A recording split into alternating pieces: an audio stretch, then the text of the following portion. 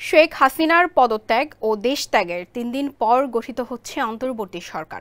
নতুন সরকারকে বেশ কিছু বিষয়ে অগ্রাধিকার দেওয়ার আহ্বান জানিয়েছে আন্তর্জাতিক মানবাধিকার সংগঠন অ্যামনেস্টি ইন্টারন্যাশনাল।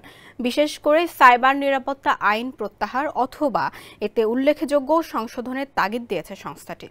বুধবার এক্স পোস্টে এ আহ্বান জানায় অ্যামনেস্টি। ওই পোস্টে জুড়ে দেওয়া হয় অন্তর্বর্তী সরকারের প্রধান উপদেষ্টা ও নোবেলজয়ী ডক্টর মোহাম্মদ ইউনূসের ছবি। অ্যামনেস্টি ইন্টারন্যাশনাল বলছে, বাংলাদেশে যে কোনো সরকারের জন্য এই অন্তর্বর্তীকাল জনগণের সঙ্গে একাত্মতা প্রকাশ,